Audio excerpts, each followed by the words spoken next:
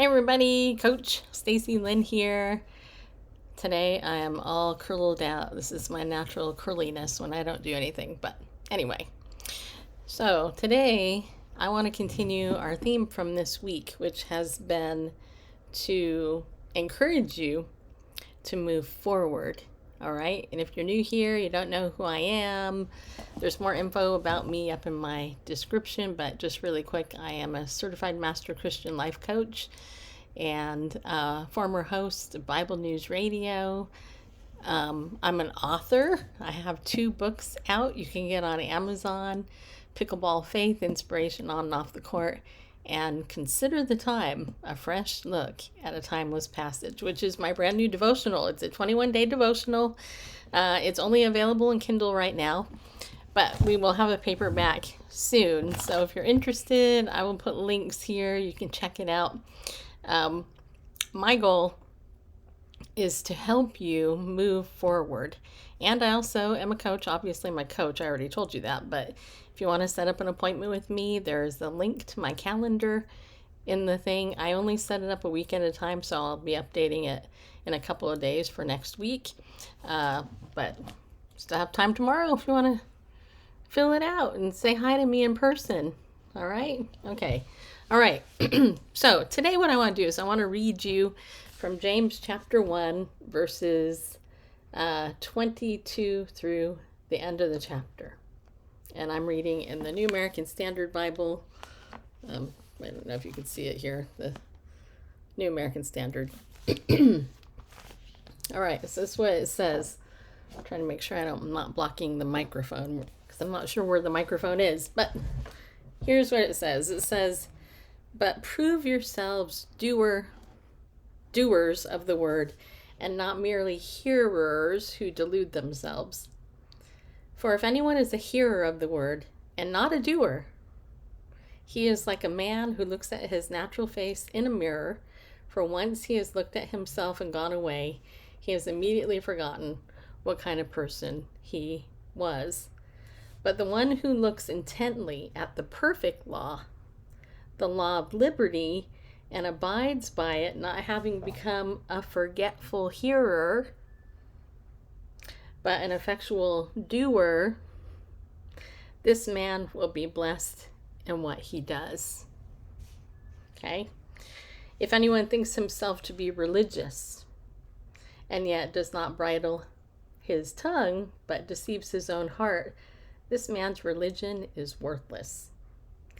Pure and undefiled religion in the sight of our God and Father is this: to visit orphans and widows in their distress, and to keep one's self unstained by the world." And as I know you already know, there's 5 million applications you could probably take from this passage.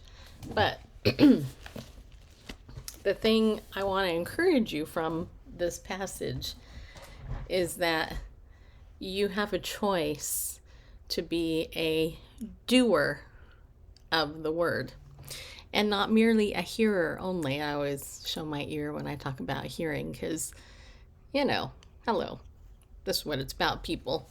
So we all know a lot of stuff. I'm just going to be honest about my own struggle here. Okay. As a coach, I get to see where people are at for real, right? Because my clients trust me with what they tell me. And every single client that I have teaches me something about me, right? And I'm a lifelong student, so hopefully some of you are too. But the thing is I've learned that sometimes things in life change, right? And so you still have to adapt. So like, for example, weight loss. We all have issues with weight, most of us. Even the thinnest among us have issues with weight. Sometimes it can be a reverse issue, like I need to gain weight. I've known people like that.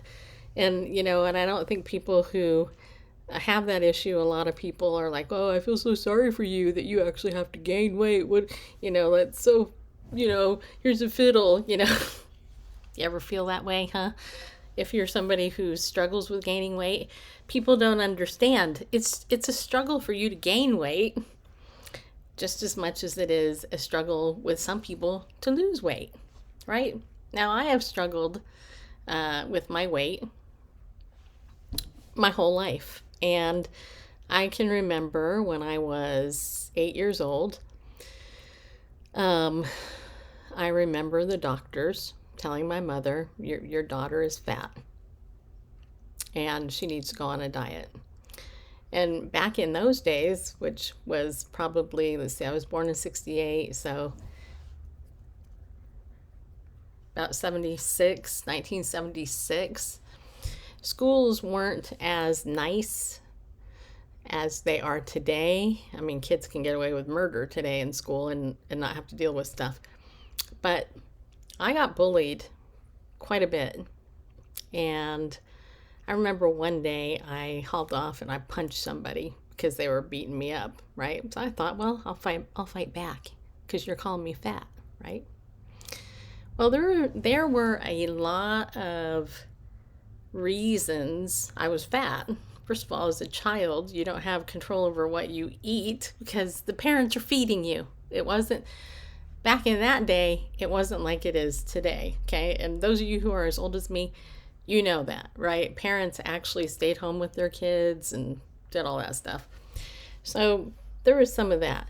But there was actually a lot of abuse tied to my eating back then. So I've had to really struggle and work through a lot of that stuff through my whole life.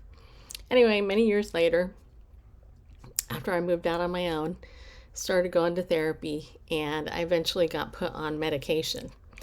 And the medication I was put on was an antidepressant. Then I was also put on an anti-anxiety medication and some other stuff that they shouldn't have put me on any of it.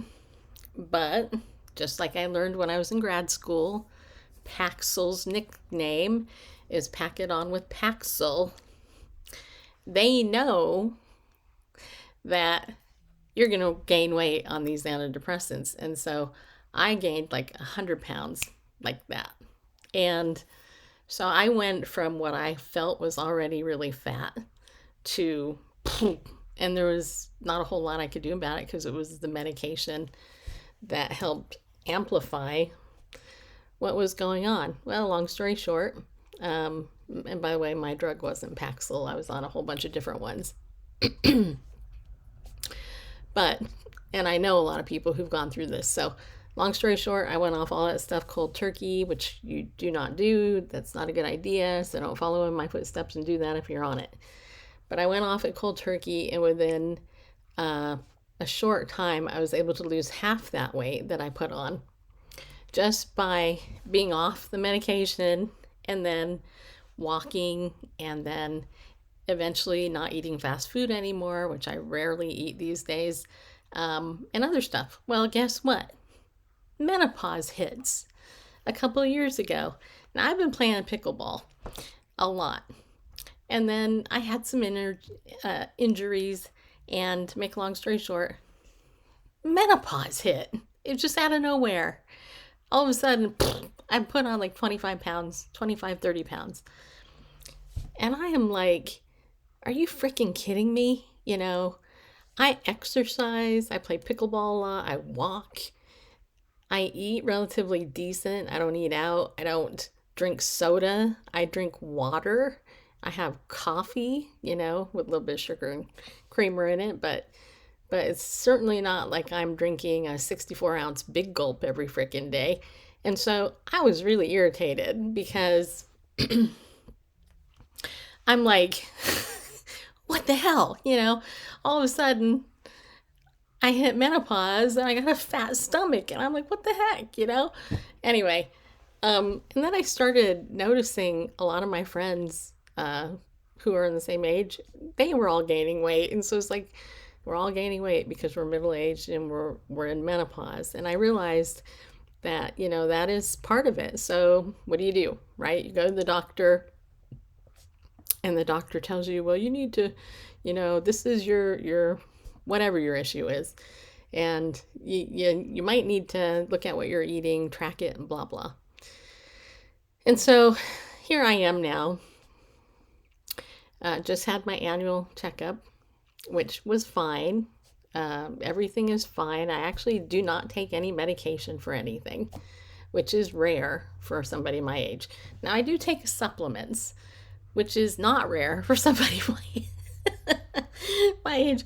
It's like, okay, it's like when you hit 40 or 45, all of a sudden, boom, you start taking supplements because you have to, because our food supply is horrible. Okay, just saying. Anyway, long story short, my doctor asked me, she said, why don't you start tracking your food and send it to me? And I'm like, I don't mind tracking my food. I hate counting calories. I don't like any of that crap. I hate all of that. But the hard part was when she said, just send it to me. Now, if you're a normal person, you're not going to want to send your stuff to your doctor. But you have to do things differently if what you are already doing isn't helping you and you're like stuck. Now, the good news for me is I actually lost 2 pounds from last year. So yes, I have actually lost weight. And hey, I rejoice because I work hard to maintain it at least, and not gain any more. So that's a win. But the reality is as you get older, and I've been out a pickleball with injuries for almost two years. Trying not to swear. And so I haven't had as much activity as I normally would have. And I haven't changed my eating much, but she said, you should track your food. I'm like, okay. So what does this have to do with where you're at? Well, for me, it has to do with the fact that I have to learn to be a doer of the word, right?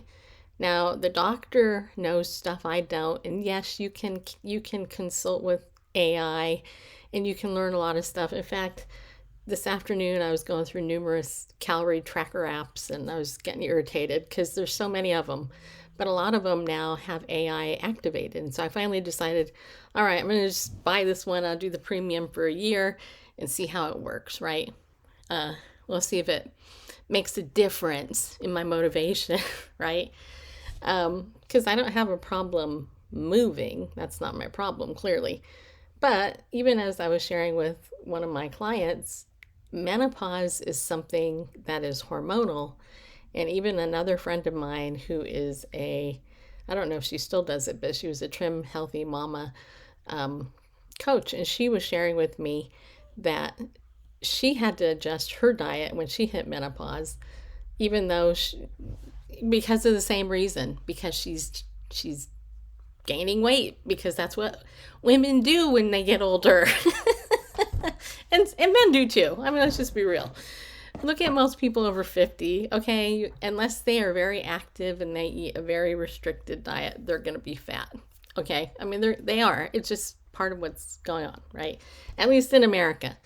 Other countries that have better food and all of that, they don't have those issues. Anyway, so I now am applying what I know with, a new thing. Like, I'm going to be a doer. I'm not going to be just somebody who's going, oh, I'm going to the doctor and they're going to tell me something. No, I'm going to be a doer. I'm going to track what I'm doing.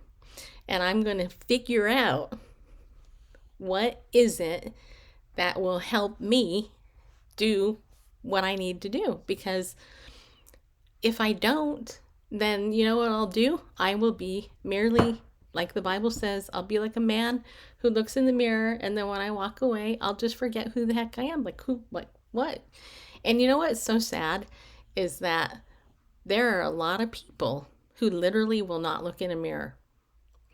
There are a ton of people who will not get on a camera or take a picture of themselves because they're so self-conscious about how they look. And I've always found it weird.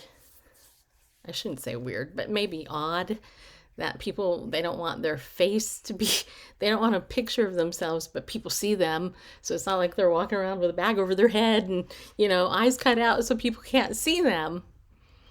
But that says a lot about how you see yourself also. And it really goes to how much do you really care about yourself? Do you love yourself like you would love somebody else? Right?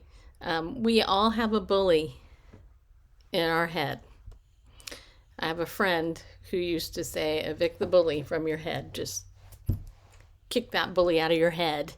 But it's hard because, as she pointed out, you can be laying on a couch and the bully is up here in your head on a couch, just kicking back, eating a snack, and harassing you, right? But you don't want that. You don't want that bully to live rent free in your head. No. So what do? You kick it out, but you got to replace it with something, right? You have to replace it with something. So I want you to meditate on that James passage, okay? And if you are joining us and you're writing the verse 20 times a day, I want you to actually keep getting interrupted here. I want you to go ahead and I want you to meditate on some of these verses, right? Part of changing is doing different action, right? And also, taking time to really allow yourself the process. Bottom line, either you do it or you don't. And what happens is people will start to do it, and then they are like, oh, I'm not seeing any results yet, so I give up. And this is where having a coach helps, because a coach can encourage you along the way. You can't do everything on your own, people. You just can't. I know this. That's why I've had mentors my whole life. And so I just want to invite you. Set up an appointment with me.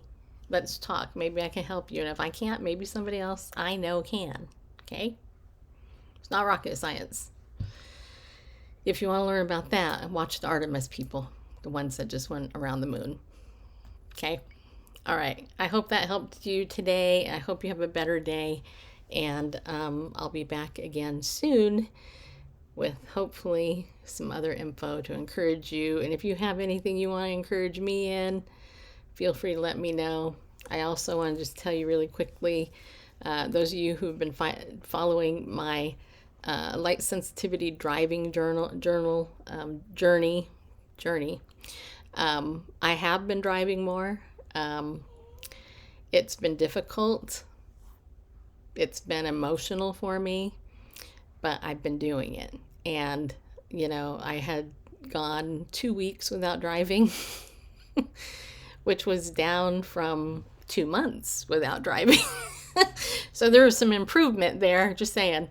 In this week, I have driven 3 days this week. So that anxiety and all of this stuff in that, and just having to readjust, that's all it is. It's just having to readjust the course that you're on and go, you know what? Things happen. You get older, things change, your vision, your hearing, your body, whatever. And it's just learning to adapt to it so that you can move forward and not be stuck. Because God doesn't want us to be stuck. That's the bottom line. He doesn't. If you can show me a verse in the Bible where God says, be stuck, please show it to me. I'd like to see it. And, I'll talk to you soon. Hope you have a better day, people.